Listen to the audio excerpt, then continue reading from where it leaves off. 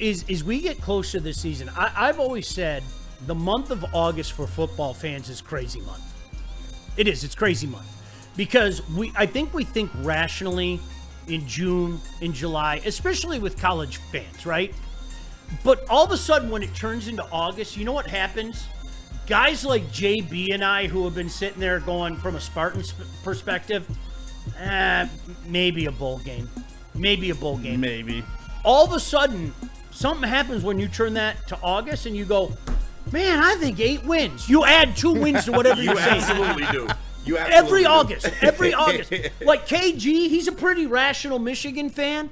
KG's sitting back going, I don't see a loss on this schedule.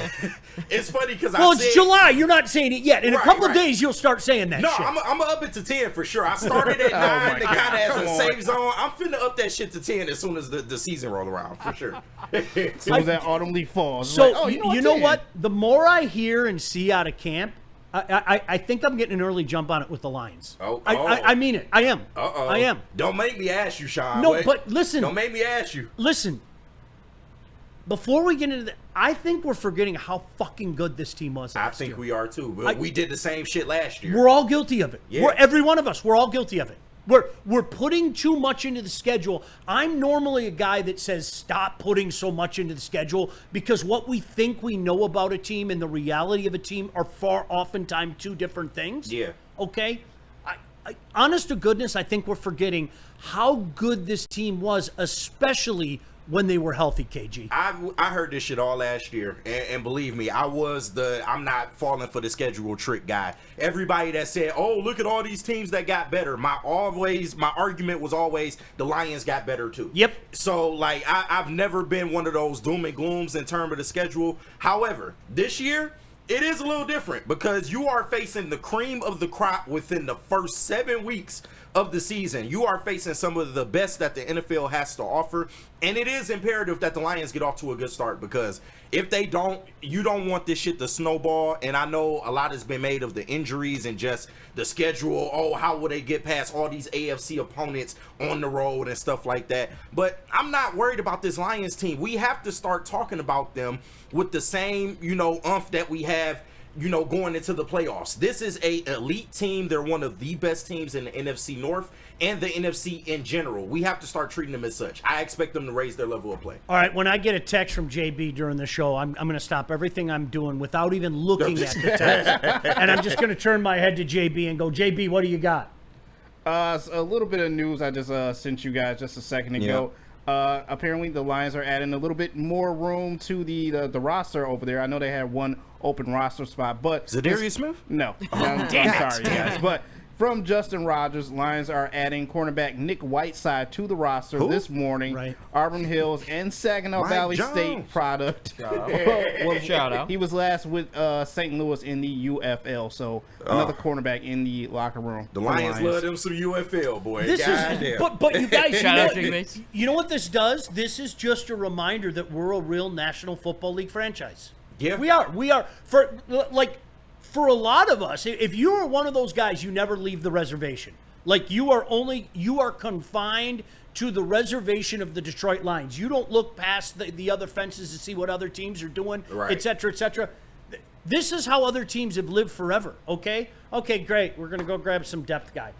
You're not going to see that shocking move, because everything is set. Now, a depth move like Zadarius, something like that, yeah, it's different, but you're part of a depth position. You're part of he's going to be our first down back, our second down back, our third down option and things like that. We're not going to be shocked. The jaw's not going to drop because we got a damn good roster, man. Yeah, he's just another body in case of injuries and stuff like that. Like, this is what the Lions are planning for at this point. You want to load up as many bodies as you can because obviously we know what the hell happened last year. Chances are it won't happen again, even in terms of the Lions' schedule. Their schedule is way more conducive to rest this year than it was last year. But at this point they're just adding pieces and adding bodies to get them in the building, have them learn the system, and have them on standby for when the main guys get hurt. Positional rotation is something different, and KG, I I still think Za'Darius will be there. You do? I don't know when. I don't know, man. I don't know when. I don't know, but man. still think Don't he's be gonna surprised if it don't happen. I'll say that. Gosh damn it, that would suck. All right, listen. Did you guys hear me? No, Marcus Davenport, multiple games. Oh, don't worry about it yet. He's gonna play 10 Everything's gonna be. He's gonna be healthy. He's gonna stay healthy this year. So we're gonna blow through a lot of this sound. This is Shep on a guy that. Oh, by the way, as we saw him go like this last year, what's he gonna be like in year 2? Let's hear about Terrion Arnold. And these guys are growing. Terrion Arnold took a huge leap, in my opinion, this offseason. He progressed during his rookie year, but he's come in not only this offseason, but this training camp looking like a different guy. His body's more developed, but also from the neck up, the mental aspect of the game. He's seeing it faster. He's feeling the routes faster. So that's a guy I've already seen the leap. Boy, wait a second. Doesn't that sound crazy? A rookie gets better as the year goes along. Sean, slow down. And then Slow down, Sean. in year 2 he can take a big jump. Sean, we can't take it, man. Come on.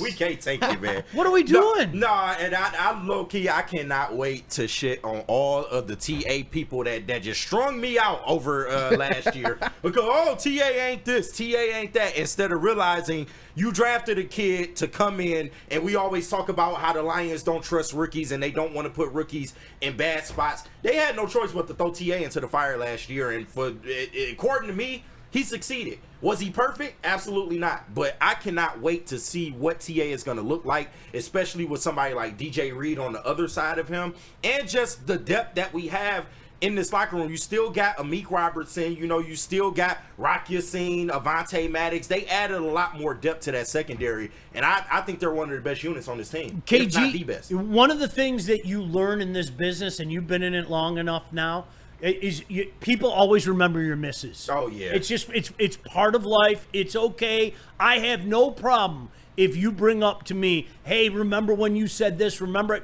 No problem. But okay? The problem is with TA, can you point out a TA miss? I bet people in the chat right now, if we go back, hey, bring up Terrion Arnold's mistakes besides the flags. You'd be drawing a blank. And that's you know what I'm gonna remind people of, and I'd be interested to find somebody who owns this. The same kind of slander I've seen attached to TA in the past year is exactly what happened to Darius Slay. Yep. And anybody who denies it is lying. I mean, there were people in mass that were, wasted draft pick. And I'm going, dude's not even done with his first year. What are we doing here? Corner is the toughest turnaround in the NFL. Sorry. Like, it's a tough position to play. Not everybody can be Revis Island coming out of college. Not everybody can have Sauce Gardner's first year coming out of college. Those aren't my words, by the way. Those aren't KG's words. You ask guys that have been in the trenches. You get Lomas Brown up here. Lomas will tell you the corners, the tight ends. Those guys are on, isolation island type of things. There's so many different moving parts that you have to become in tune with. Yeah.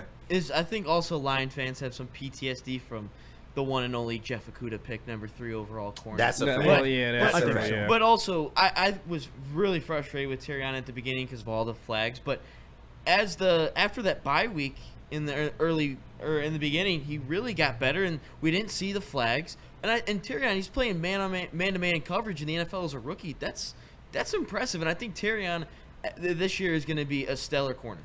I really do. Yeah, I did. Wow, wait a second. Rookies get better in their second year, and I'm going to say it again. Mind-blowing. KG, you and I were on the exact. I didn't think he was that bad last year. I thought it was blown into something that it wasn't. Let's hear from Penny Sewell now, talking about what I think is the best fan base in the world. I mean that. Does that desire, knowing this fan base, knowing the blue-collar nature of this town, make you, I know you always want to win everything, but does it make you want to win it even more for them? Oh, without a doubt. I mean, without the fans, you don't really feel the energy of Detroit, Without them, I don't think Detroit is what it is right now.